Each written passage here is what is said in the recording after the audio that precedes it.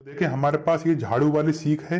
तो अगर आप यहाँ पर ध्यान से देखेंगे तो यहाँ पर 2 स्क्रू दिए गए हैं। ये पत्ती कुछ इस टाइप की होती है, ये देखें दोस्तों। अगर आपकी सिलाई मशीन भी धागा काटती है यानी कि सुई के पास से धागा तोड़ती है, तो इसके लिए आज के वीडियो में हमने आपको 3 ऐसी सेटिंग बताई हैं जिनको अगर आप कर लेते हैं तो आपकी सिलाई मशीन कभी भी धागा नहीं काटेगी, कभी भी धागा नहीं तोड़ेगी। सबसे पहले तो हमने ये वाली प्लेट निकाल देनी है। उसके बाद हमने प्रेशर फूट को भी खोल देना है इस तरह से। फिर हमने निडल वाली प्लेट भी खोल देनी है। फिर हमने बॉबिन के उसको इस तरह से बाहर निकाल लेना है।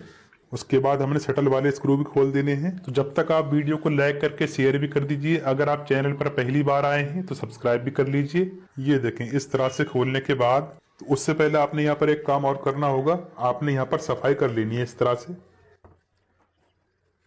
तो अब जो मैं आपको सेटिंग बताने जा रहा हूं उससे पहले आपने यहाँ पर एक काम और करना होगा।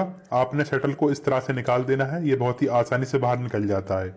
फिर हमने क्या करना है, यहाँ भी इसको साफ कर देना है क्योंकि यहाँ भी कई बार कचरा वगैरह फंस जाता है। तो अब हमने यहाँ पर ऑयलिंग कर देनी है। उसके बाद हम आपको आगे बताएंगे आपने क्या करना है जो आपकी मशीन धागा ना तोड़े। फिर हमने दोबारा से शटल को लगा देना है इस तरह से। तो अब आते हैं सबसे मेन और इम्पोर्टेंट टॉपिक पर। अगर आपकी मशीन बार बार धागा तोड़ रही है तो आपने यहाँ पर क्या चेक करना होगा। तो अगर आप यहाँ पर ध्यान से देखेंगे तो यहाँ पर 2 स्क्रू दिए गए हैं। तो ये स्क्रू क्यों दिए गए हैं, यहाँ पर देख सकते हैं एक पत्ती लगी होती है जिसको हम छीका पत्ती बोलते हैं। तो आपने यहाँ पर क्या चेक करना है, तो कई बार क्या होता है मशीन चलते चलते यहाँ से पत्ती टूट जाती है। ये पत्ती कुछ इस टाइप की होती है, ये देखें। तो यहाँ पर ये पत्ती इस तरह से लगाई जाती है। तो जब यहाँ से पत्ती टूट जाती है तो आपकी मशीन धागा काटने लगती है। तो आपने क्या करना है, तो पहली वाली पत्ती खोलने के बाद ये वाली पत्ती लगा देनी है। तो आपकी मशीन धागा नहीं काटेगी। उसके बाद भी अगर आपकी मशीन धागा काटती है, धागा तोड़ती है, तो आपने क्या चेक करना है, तो आपने व्हील इस तरह से घुमाना है। जो ये वाला पार्ट है ना, तो वो ये वाला पार्ट इस दिशा में आना चाहिए, इस डायरेक्शन में होना चाहिए, जैसा कि आप देख पा रहे हैं। अब हमने क्या करना है, जो शटल की ये वाली साइड होती है वो भी हमने इसी के डायरेक्शन में रखनी है इस तरह से। ये देखें इस तरह से रखने के बाद अब देखिए बहुत ही आसानी के साथ शटल लग चुका है यहाँ पर। तो आपने यहाँ पर ये चेक करना है कि आपकी निडल शटल की नोक में टकरा तो नहीं रही है। अगर आपकी निडल टकरा रही है तो आपने क्या करना है, आपने हथौड़ी लेनी है इस तरह से और इधर की बाहर की ओर मारना है इस तरह से। ज्यादा जोर से नहीं मारेंगे, इस तरह से मारने के बाद अब आप दोबारा से चेक करेंगे तो इस तरह से हथौड़ी मारने के बाद आपकी निडल शटल में नहीं टकराएगी। उसके बाद सबसे मेन और इम्पोर्टेंट जो बहुत सारे बिगिनर्स नहीं जानते, फिर उसके बाद हमने क्या करना है, ये जो निडल प्लेट होती है हमने यहाँ पर क्या चेक करना है।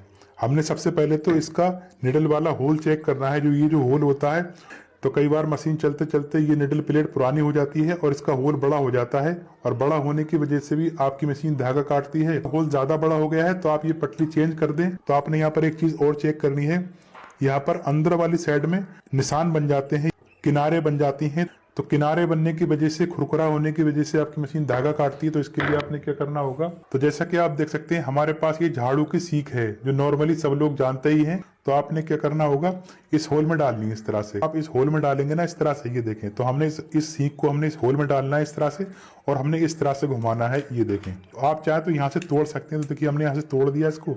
इससे क्या होगा, जो किनारों में दरारें बन गई हैं, किनारे बन गए हैं, जो खुरखुरापन आ गया है वो यहाँ से खत्म हो जाएगा और चिकनापन आ जाएगा। आपने इस तरह से करीब 2 मिनट तक करना है इस तरह से, ये देखें। और आप इस तरह से घुमाएंगे, ये देखें।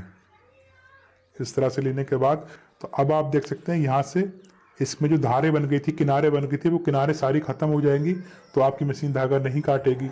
उसके बाद हमने निडल प्लेट को लगाना है। फिर हमने क्या चेक करना है, ये जो निडल वाली रॉड होती है, आपने क्या करना होगा, इस रॉड को इस तरह से पकड़ कर देखना है, अप डाउन ऊपर नीचे करके देखना है। और आपने इस तरह से भी करना है, ये देखें, इस तरह से लेफ्ट राइट और इस तरह से आगे पीछे करके देख लेना है। तो आपने ये पता लगाना है कि आपकी रॉड हिल तो नहीं रही है, ये ऊपर नीचे तो नहीं हो रही है। होता क्या है, कई बार आपकी रॉड हिलने लगती है, पुरानी हो जाती है, तो हिलने की वजह से आपकी मशीन धागा तोड़ती है, धागा काटती है। तो अगर आपकी रॉड खराब है तो आपको न्यू रॉड डालना पड़ेगी। और अगर आप रॉड नहीं चेंज करेंगे तो आपकी मशीन धागा काटती रहेगी। उसके बाद आपने क्या करना होगा, शटल को चेक कर लेना है। कई बार शटल खराब होने की वजह से भी आपकी मशीन धागा काटती है। तो आपने क्या करना होगा, यहाँ से पकड़ेंगे इस तरह से। तो आपने इस तरह से अप डाउन नीचे ऊपर करके देखना है। अगर आपका शटल ऊपर नीचे हो रहा है यहाँ से, तो समझ लीजिए आपका शटल पुराना हो गया है, तो आपको शटल भी चेंज करना पड़ सकता है। बाकी अगर आपकी रॉड और शटल सही है और जो मैंने सेटिंग बताई है, अगर आप ये सेटिंग करेंगे तो आपकी मशीन कभी भी धागा नहीं काटेगी। Thanks for watching.